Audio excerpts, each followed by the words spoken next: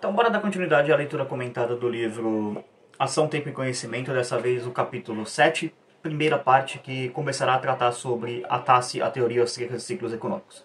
Sem mais delongas, roda a vinheta.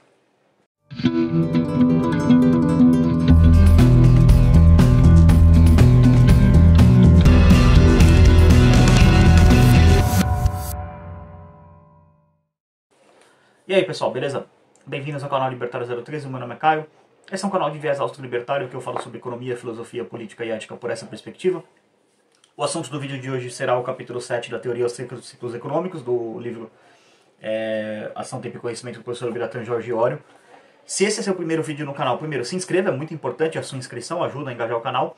Mas trata-se já da reta final aqui, são os últimos 4 capítulos, o 7, o 8, o 9 e o 10 desse livro. Então, se você não está acompanhando essa leitura comentada, eu recomendo que você volte não para o primeiro vídeo dessa leitura comentada, mas sim para a leitura comentada do livro Ação, Tempo e Conhecimento. Qual que é o objetivo? Eu estou fazendo um especial aqui no canal, que é basicamente o livro correto é dos Proto-Austríacos a Menger, falei o nome errado. O livro dos Proto-Austríacos a Menger basicamente é como se fosse uma espécie de prequel desse aqui. É tipo, ó, esse livro aqui é a parte 2, aquele lá é a parte 1. Por quê? Aqui eu estou usando a teoria da escola austríaca para tentar ensinar as pessoas economia, explicar a economia para as pessoas. Lá naquele livro é basicamente todos os austríacos, entre aspas, do passado, ou proto-austríacos, né, como é o termo correto, que ajudaram com a teoria econômica austríaca, que foram dando insights que chegou na escola austríaca de economia, até chegar na escola austríaca de economia, ou seja, o livro lá ele começa lá atrás com os escolásticos e termina com o Karl Menger. Então basicamente ele vai dali do ponto 0 até o 1, vamos colocar assim, que seria o Karl Menger, e aqui é basicamente aplicando aquelas teorias de várias pessoas nesse livro para ensinar você economia. Então as duas playlists estão aqui na descrição, se foi o caso que você já viu a leitura do Proto e não começou essa aqui, tá aqui na descrição a playlist desse livro. Se você não viu nenhuma das duas, tá na descrição as duas playlists, então só acompanhar lá. Assim como o link para download e compra do livro, como é padrão, sempre deixo.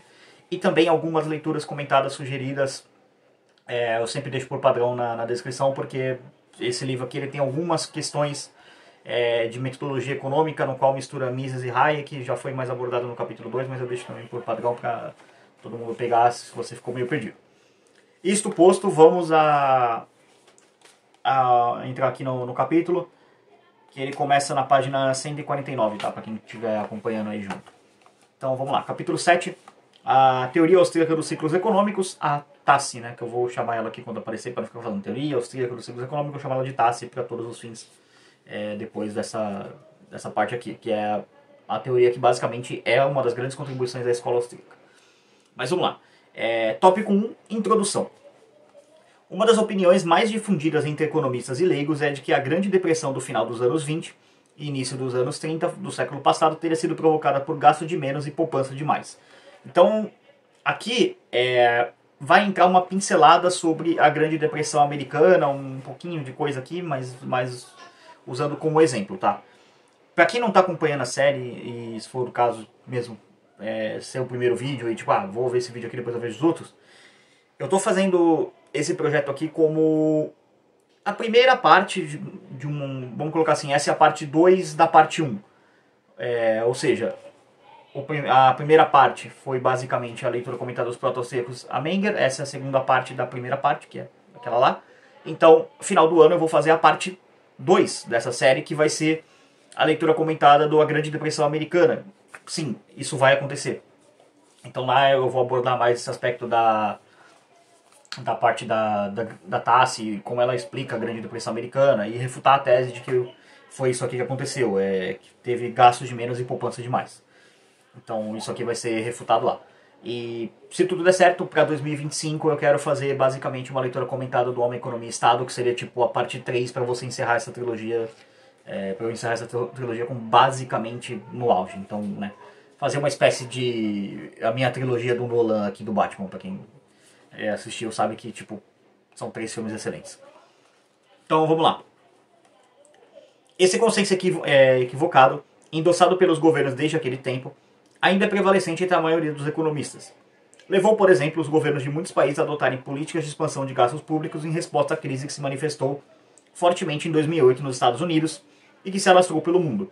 Crise essa que foi causada justamente por causa da expansão de gasto, emissão de moeda, enfim, é muito louco. Um dia talvez eu faça um vídeo sobre a crise de 2008, tá? Se você quiser um vídeo sobre a crise de 2008, comenta aí, 2008, nos comentários. Aí eu vou saber.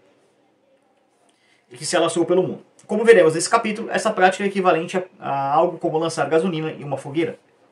Na verdade, embora esse diagnóstico tivesse prevalecido sobre os demais, o que se deve ao extraordinário poder de persuasão de Lord Keynes e ao argumento técnico que sua terapia de aumentar os gastos públicos representou, e sempre representará, para políticos de todas as matizes, a outra teoria da mesma época, que não, para não mencionarmos uma terceira, formulada por Milton Friedman nos anos 50, desenvolvida por Hayek, com base na tradição de Karl Menger na escola sueca de acho que é Knut Wicksell, sei lá, não sei pronunciar o nome do cara certo, acho que seria Knut Wicksell, enfim, é um nome meio complicado, e principalmente no abrangente tratado de teoria monetária publicado por Mises em 1912. É uma teoria muito mais adequada, mas, infelizmente, desconhecida, podemos nos arriscar a dizer por 999 em cada 1000 economistas. Então aqui o professor está basicamente falando da taxa. Para Hayek e os economistas austríacos, a Grande Depressão não fora provocada por gastos de menos e poupança de mais, mas exatamente pelo oposto, isso é, gastos de mais e poupança de menos. Serão loucos ou incompetentes os economistas a ponto de dois dos mais famosos de sua época sustentarem, cada um, que aquilo que o outro apontava como causa era na verdade efeito e o que o colega apontava como efeito é que seria a verdadeira causa? Bem, há economistas loucos e há economistas incompetentes, mas não se pode dizer nenhuma coisa nem outra tanto de Hayek como de Keynes, por mais que discordemos do último. Eu discordo, eu acho que o Keynes era um economista incompetente. Mas ele também tinha alguns problemas, tá? Por que o Hayek é o personagem histórico nessa parte aqui? Vamos voltar lá para o ano que a gente tá? A gente tá naquele período entre guerras, então entre 1914 e 1939, né? Ou 1918, na verdade. De 14 a 18, né? Enfim, eu errei o ano aqui. 14 a 18. Eu sempre confundo que é 10 a 14, mas é 14 a 18. Então a gente tá naquele período ali entre guerras. Entre 1918 e 1939. Por que o Hayek é um personagem importante aqui? Porque o Hayek, ele já estava ali circulando na London School of Economics. O Hayek nessa época, nos anos 30 do século XX, do século passado, né, do século XX, ele já tinha ali na casa dos seus 30 anos, mais ou menos. O Hayek é um cara de 1900, tá? E por que o Hayek é o protagonista dessa história? Porque o Mises ainda estava na Europa. O Mises, ele ainda não tinha aprendido inglês. Ele, na verdade, até quando ele sai da Europa, ele não tinha aprendido inglês. Ele só conseguia ler algumas coisas em inglês e se comunicar assim por algumas palavras, mas ele não conseguia falar inglês, né? Ele não tinha a habilidade do tal do speak English, ele não tinha. E ele ainda não tinha sido perseguido pelo regime lá do tiozinho do bigode lá da Alemanha. Não tinha acontecido toda aquela coisa para, tipo, basicamente ele voltar.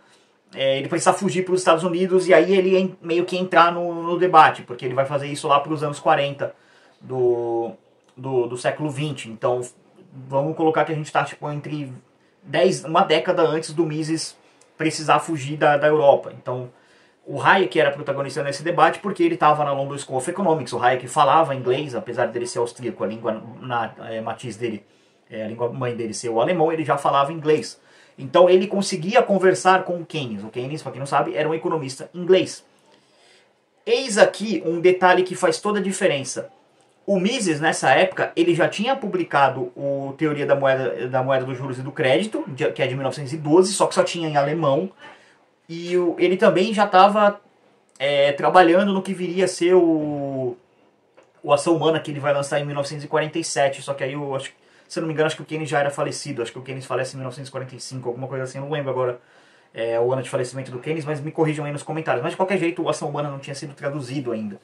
Então, sendo o Hayek um cara que conseguia transitar nos dois mundos, ou seja, ele conseguia ler os tratados de economia que estavam em alemão,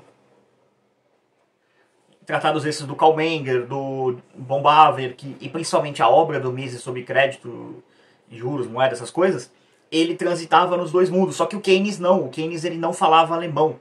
Então ele não conseguia se comunicar em alemão e nem ler em alemão. Então ele tinha esse problema, essa barreira de língua. Por isso que o Hayek foi um personagem importante. E foi com o Hayek e não com o Mises com quem Keynes teve esse debate acadêmico, que talvez seja um dos debates mais importantes da história da ciência econômica, infelizmente vencido pelo Keynes, sobre o que fazer em relação à Grande Depressão que estava acontecendo. Então, esse é um contexto histórico importante colocar em voga aqui, tá?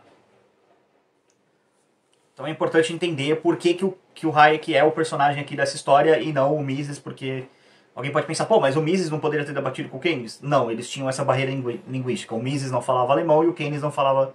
o Mises não falava inglês e o Keynes não falava alemão. Então eles não iam conseguir se comunicar e talvez, sei lá, não sei nem se o Keynes tinha conhecimento do Mises, alguma coisa assim, nessa época. Se bem que eu acho que já tinha, porque ele fala alguma coisa que ele queria ter incorporado o Mises na sua literatura, mas estava em alemão ainda, então... na verdade o Keynes tinha conhecimento sim do Mises, mas ele não tinha...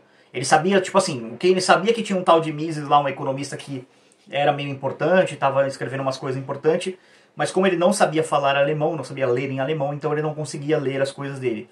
Então tinha essa barreira linguística na época, né? Uma falta que um Google Tradutor fez ali, né? Enfim, talvez se tivesse Google Tradutor naquela época, o mundo não teria tido a teoria geral do Keynes e o mundo seria, como o professor colocou no final do capítulo passado, o mundo seria melhor sem a teoria geral. Então, enfim, feito esse preâmbulo histórico aqui, para explicar para vocês o contexto da época, vamos seguir aqui. A questão crucial está nas considerações de natureza temporal subjacentes a cada teoria. Keynes, na teoria geral, olhou o curto prazo, os primeiros anos da década de 30, em que de fato o setor privado gastava pouco, ao passo que Hayek, quando falava sobre investimentos, estava se reportando aos imensos gastos realizados pelos governos nos anos 20, especialmente após o fim da Primeira Guerra Mundial, comparando ao excesso de comida que fatalmente haveria de provocar a indigestão da Grande Depressão. Então, basicamente, cada um olhava a coisa de uma ótica diferente, uma ótica temporal diferente. O Keynes olhava muito para o curto prazo, tanto que depois ele vai formular a famosa frase dele, né, que é: no longo prazo todos estaremos mortos, que ele olha muito para o que está acontecendo no curto prazo e tenta resolver os problemas de curto prazo. Só que o Hayek, ele olhava para os problemas de longo prazo, via as soluções que o Keynes apresentava para resolver os problemas de curto prazo e falava: olha só, a sua solução vai até resolver o problema no curto prazo, ela está certa, entre aspas, só que no longo prazo ela vai piorar o problema, então não adianta. Basicamente,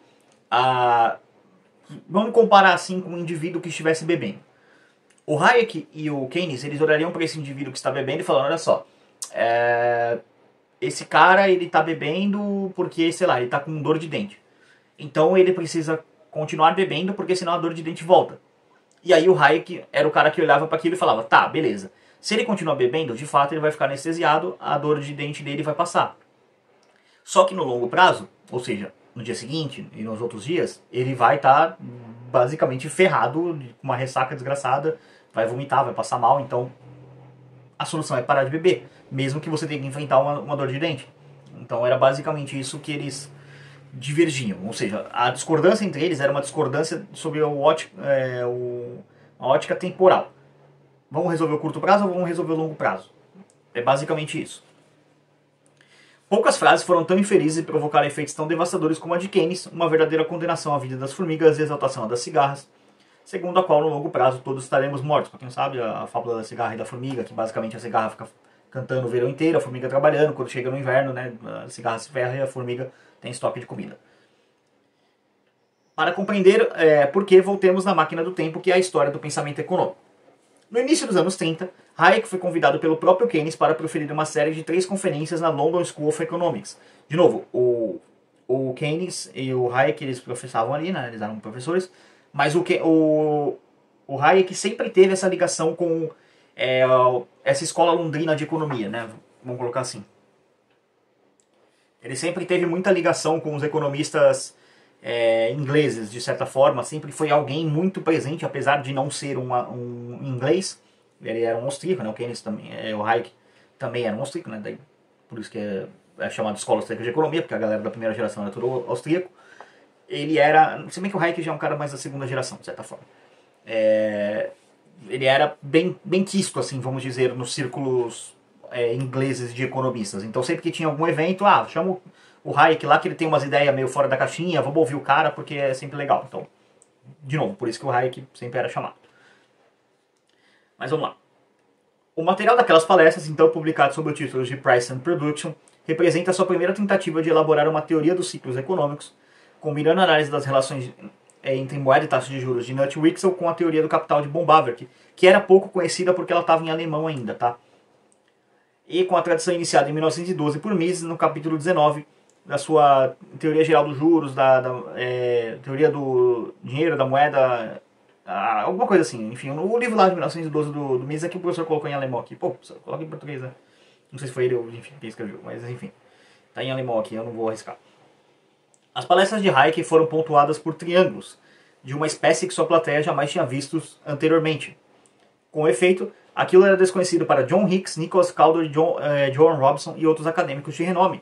Ou seja, simplesmente para alguns dos economistas acadêmicos mais famosos da época, que não conseguiam compreender a novidade apresentada por aquele colega recém-chegado da Áustria. Então, os famosos triângulos hayekianos, que vai aparecer aqui, vou mostrar para vocês um gráfico mais pra frente, mas já presente aí o Hayek já estava com essa ideia de começar a fazer os triângulos dele lá para poder explicar as coisas. Este capítulo tem os objetivos de explicar o que Hayek pretendia representar com seus triângulos e apresentar de maneira conceitual a alternativa dos economistas austríacos às teorias dos ciclos econômicos dos modelos econômicos convencionais. Essa teoria procura explicar de que maneira os distúrbios monetários provocam ausência de coordenação intertemporal nas atividades econômicas, os booms artificiais, como essas faltas de coordenação, ao serem descobertas, provocam recessões, os busts, e que ajustamentos elas desencadeiam no sentido de reestruturação da economia. Trata-se, como já mencionamos, de uma tentativa de conciliar elementos Wickselianos, que é do Knut-Wicksell lá, e Bombaurikianos, tal como já fizera Mises em seu tratado de 1912. Então o Hayek ele não estava fazendo algo muito revolucionário assim no sentido de criar algo novo. Ele estava só pegando as ideias do Hayek, do Mises, né, e explicando de uma maneira, dando uma popularizada e colocando o conceito dos triângulos hayekianos. Além disso, Hayek enriqueceu-a com as influências de David Ricardo e John Stuart Mill, bem como, é claro, com seus próprios insights. O resultado é uma integração magistral da teoria dos preços, da moeda, do capital e do processo de mercado.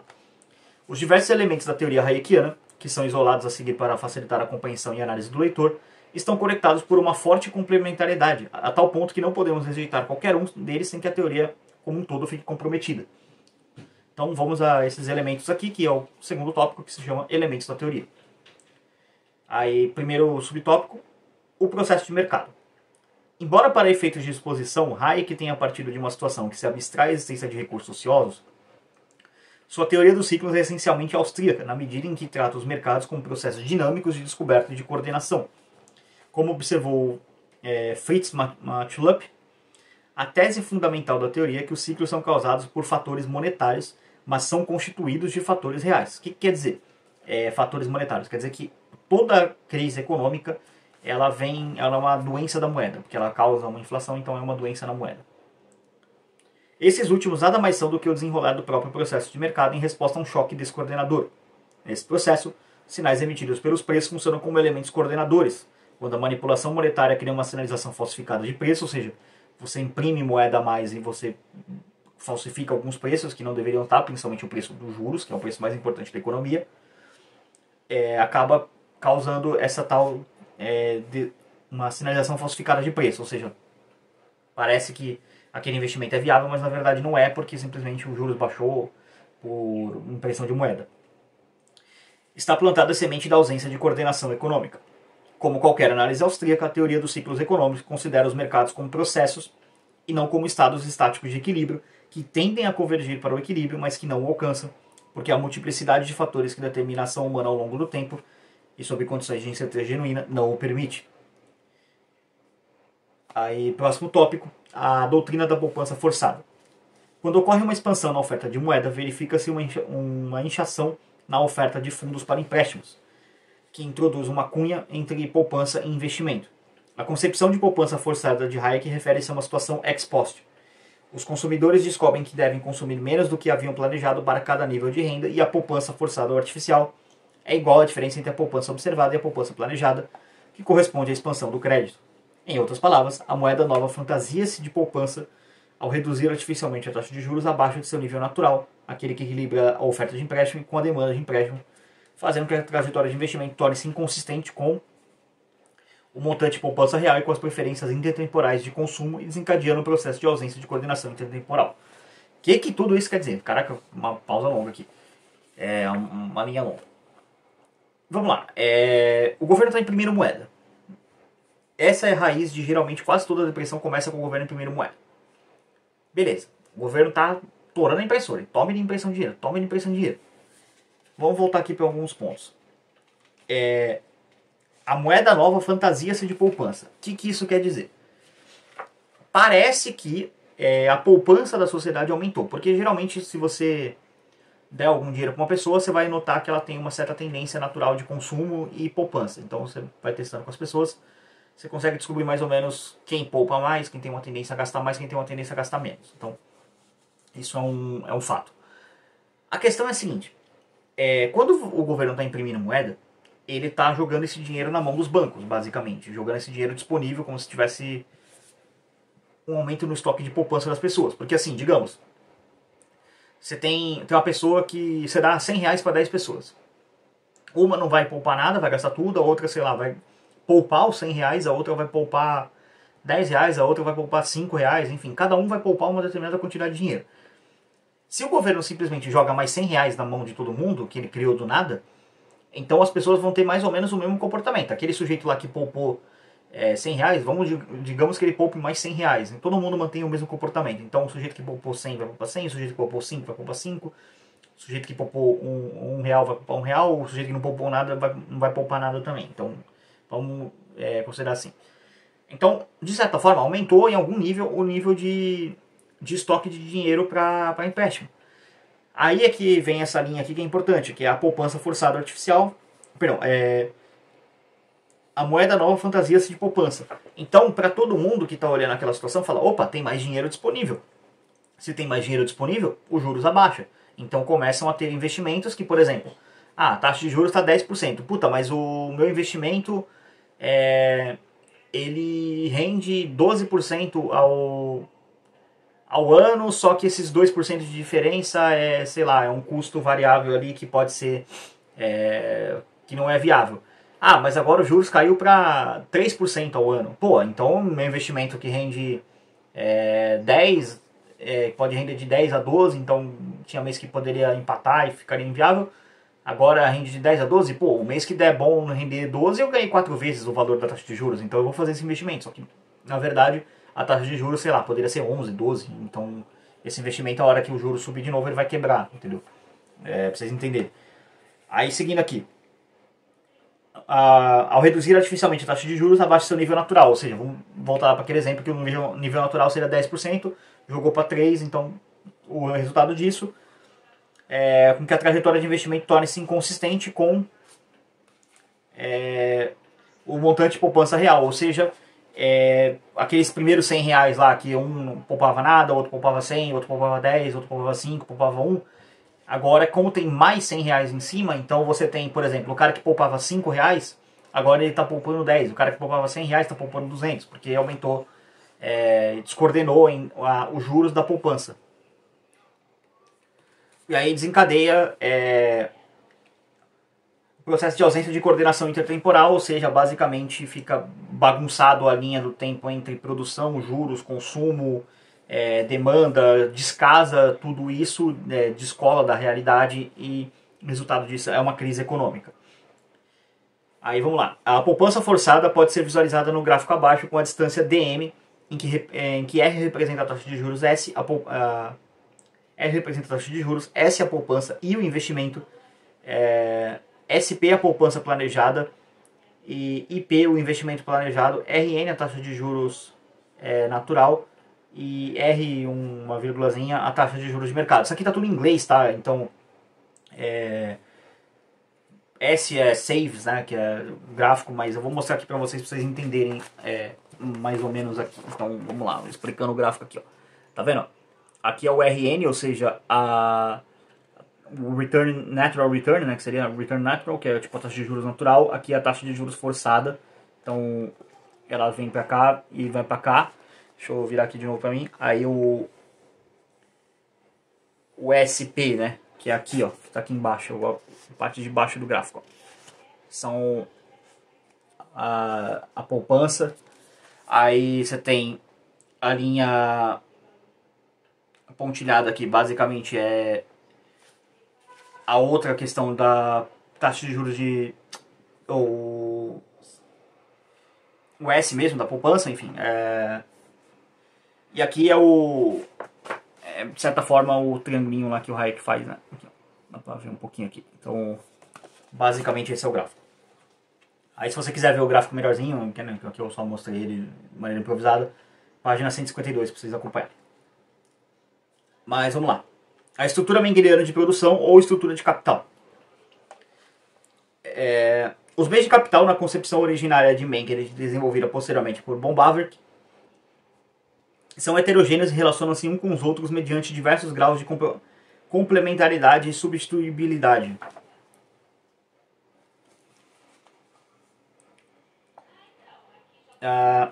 Ao longo de diversos estágios que caracterizam a estrutura de produção, que vão desde os bens de primeira ordem, de consumo final, até os bens de ordem mais elevadas. Tanto este como os primeiros são complementares em termos intertemporais. Taxas de juros artificialmente baixas provocam uma ausência de coordenação intertemporal, que se manifesta inicialmente na forma de sobreinvestimentos em bens de capital, isto é, em bens de ordem mais elevadas. Na linguagem dos economistas austríacos, a estrutura de produção torna-se mais indireta, roundabout, que é o termo que o von Bawerk cunhou. Isto é, aumenta o número de estágios que acompanham, mas com o decorrer do tempo e a consequente escassez dos bens de capital complementares de ordem mais inferiores, a falta de coordenação intertemporal acabará sendo percebida e esse fato desencadeará a tentativa de retomar a estrutura de produção inicial. Menos roundabout, ou seja, menos diversificada. A estrutura da produção pode ser representada por uma série de retângulos em que, da direita para a esquerda, caminhamos dos bens de ordens menos elevadas, de consumo, para os de ordem mais elevada, de capital. O eixo horizontal mede o tempo desenvolvido na estrutura de produção, contando da esquerda para a direita, e a altura de cada retângulo reflete o valor de produção, preços vezes quantidade, em cada estágio diferente de condução. Então, o outro gráfico aqui, ó.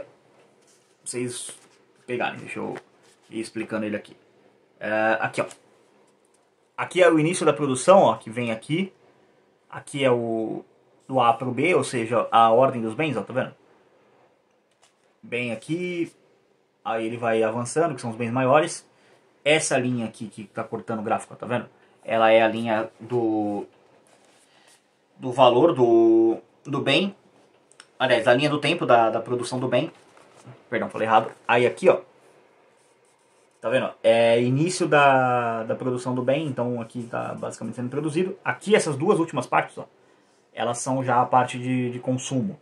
Então quando você vê aqui o corte, tá vendo? Forma tipo um triângulozinho, ó. É um triângulo retângulo, como é chamado. Então isso aqui que é os triângulos do Hayek, tá? Aí aqui, ó, ainda mostrando ele, vocês entenderam. Aqui pega, ó, tá vendo? Os bens em produção e aqui o final, aqui toda essa parte, ó. Todos eles são bem em produção e aqui quando começa, né? Do ponto zero até tipo, subindo.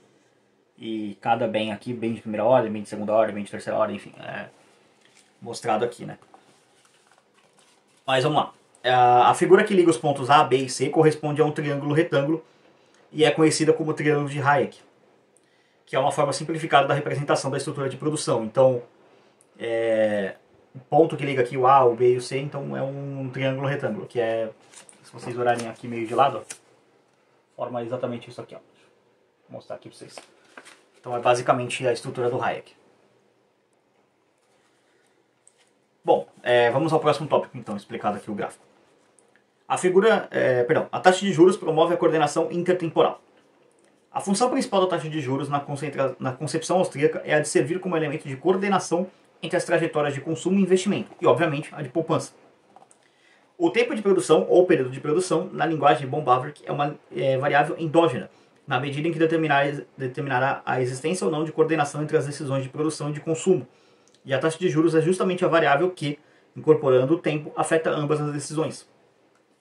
Assim, quando a taxa de juros estiver em seu nível natural, isto é, quando for determinada exclusivamente pelas preferências intertemporais e pela demanda de investimentos, haverá coordenação entre as trajetórias de consumo e de investimentos. Quando não tiver, não existirá essa coordenação, o que significa que existirão desequilíbrios entre a demanda e a oferta ao longo da estrutura de produção.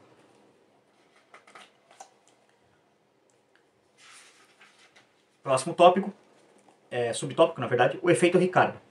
Em sua formulação original, o efeito Ricardo dizia respeito à substituição de mão de obra, fator de produção de curto prazo, por capital, fator de produção de longo prazo, como decorrência de uma redução na taxa de juros. No contexto da teoria hayekiana dos ciclos, entretanto, a substituição não se dá entre homem e máquina, mas sim entre bens de capital de ordem menos elevadas e de ordem mais elevadas. Na fase inicial do ciclo, a taxa de juros artificialmente baixa estimula os investimentos em bens de capital de ordem mais elevadas. Um exemplo, em vez de você, por exemplo, investir para poder produzir pão, numa padaria, você investe para poder produzir prédio, que é uma coisa que demora muito mais tempo a ser construída. Pra vocês entenderem aqui. Com a consequente disputa por bens de capital de ordem mais baixas, complementares, os preços desses últimos tendem a aumentar, o que provoca um crescimento na demanda por crédito. Desperate borrowing, que é tipo um empréstimo desesperado. E o subsequente aumento da taxa de juros, encorajando, por sua vez, a liquidação dos projetos de produção iniciados na primeira fase, mas ainda não terminados. Voltaremos ao efeito Ricardo com maiores pormenores no próximo capítulo. Aí, próximo tópico. A quarta proposição fundamental de John Stuart Mill. Com seu conhecido aforismo demanda de mercadorias não é demanda de trabalho, Mill procurava ressaltar o perigo da incorporação de demandas derivadas em economia política. As teorias macroeconômicas modernas, em que as demandas pelo produto final e pelos fatores de produção movem-se sempre no mesmo sentido, parecem não dar importância à advertência de Mill. Mas a formulação austríaca reconhece que as duas demandas podem mover-se em sentidos opostos, e essa tensão, para com a quarta proposição daquele economista inglês do século XIX, de quem Hayek era um admirador, é uma das diferenças mais significativas entre a teoria dos ciclos austríacos, e seus rivais. E as suas rivais. Se o consumo presente está caindo, isso não significa necessariamente que a demanda de trabalho e outros fatores também esteja caindo. Isso pode significar a propensão a poupar, que a propensão a poupar esteja aumentando, o que poderá fazer surgir a expectativa de que o consumo futuro poderá subir, o que por sua vez poderá levar ao crescimento da produção de bens de consumo futuros e assim aumentar a demanda por trabalho no presente. Então, o que isso aqui quer dizer? A galera está poupando mais dinheiro. Pô, se está poupando mais dinheiro, tem mais dinheiro disponível para empréstimo. Se tem dinheiro disponível para empréstimo, é sinal que dá para poder investir em bens de produção mais complicados de produzir, né? Coisas que vão demandar mais tempo. Se essas coisas vão demandar mais tempo, eu vou precisar juntar fatores de produção, seja terra, capital e trabalho. Trabalho, sei lá, de repente eu vou botar uma máquina para fazer o trabalho. Mas quem vai fazer essa máquina? Um humano. Então contrata aquele humano para fazer a máquina. Ou sei lá, eu não vou fazer o trabalho com máquina, vou fazer o trabalho com humano mesmo, que é mais produtivo, ou então é mais barato e não compensa a diferença entre um e outro. Então, beleza. Vou contratar um monte de obra aí para trabalhar para mim, entendeu? E aí, com isso, você tem uma expectativa de que no futuro o consumo aumente, porque tem um novo bem, então as pessoas vão consumir aquele novo bem. É basicamente isso.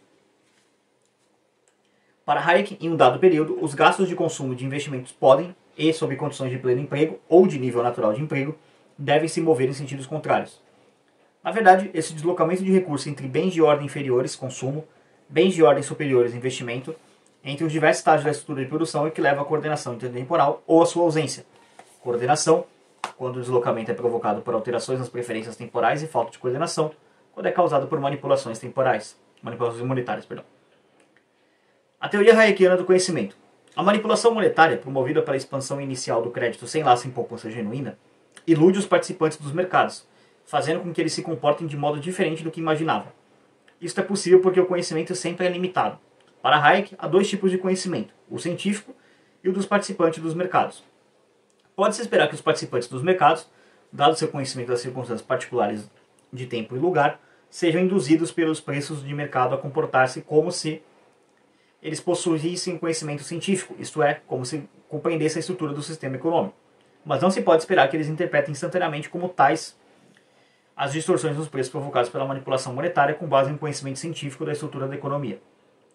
Com estes 7 elementos básicos, que como vimos são indissociáveis, Hayek construiu uma teoria das flutuações cíclicas. Uma forma de sintetizá-la e, ao mesmo tempo, de visualizá-la é representá-la diagramaticamente na forma dos triângulos de Hayek, que os adaptou nos gráficos de investimento de Stanley Jevons e dos vetores de oferta e de demanda agregadas, como fez o economista Mark Skousen. A estrutura de produção, New York University Press, ou seja, editora da Universidade de Nova York dos anos 1990.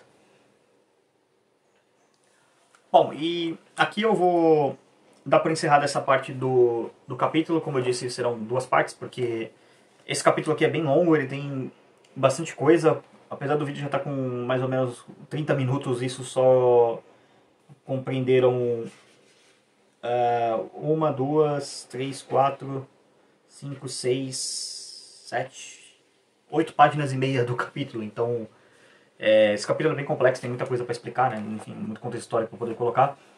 Eu vou deixar o tópico 3, que se chama Os Triângulos de Hayek e os Vetores da Oferta e Demanda Agregadas, para a parte 2.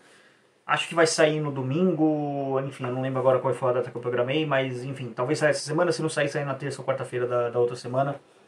Mas se inscreva no canal se você é seu primeiro vídeo aqui, isso é muito importante. Deixe sua curtida e seu comentário no vídeo, isso ajuda a engajar o canal, porque o YouTube entende agora que só vídeos que tem curtida e comentários que vale a pena ser mandados para a plataforma. Então, né, então comenta aí qualquer coisa, sei lá, só tipo, pô, cheguei até o final, comenta qualquer coisa aí que você ajuda a engajar o vídeo. Na descrição, além dos links citados da playlist, dos livros, artigos, enfim, tudo mais que tem lá, tem também o link das redes sociais minhas, você pode seguir lá, ajuda também, aí você vai ser notificado dos vídeos. Deixa o sininho tocado, mas deixa ele preto, tá? Porque senão você não vai receber as notificações. Se tiver no branco, você não recebe.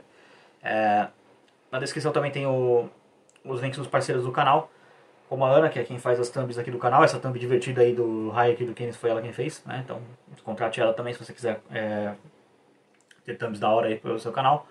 Se você não quiser ter o problema que o Mises tinha e não conseguiu explicar pro Keynes as suas teorias, que é não saber falar inglês, o melhor lugar para isso é Make Easy English. Vai lá na descrição, procura o Nathan. Quem é inscrito aqui no canal Libertário 013 tem direito a desconto, então, né? Se você quiser aprender a falar inglês, vai lá, fala com ele, garante um descontinho na sua matrícula. E também, loja Manifesto 38 aqui, ó, bonés, camisetas, pra você irritar seus amigos comunistas aí, deixar eles bem putos com sua vestimenta libertária. Então na descrição tem o contato deles também, pra você comprar camisetas, bonés, enfim, tem muita coisa pra você comprar, tá? Lá na loja Manifesto 38. Então vai lá na descrição também ver o Instagram deles. E se você quiser apoiar esse canal através de doações, você pode apoiar através de Bitcoin, Bitcoin Lightning ou Nano, por criptomoedas, ou você pode mandar um pix de qualquer valor que você quiser através do contato.libertario013@gmail.com. Agradeço a todos que assistiram o vídeo. Por esse vídeo é isso. Tchau, tchau.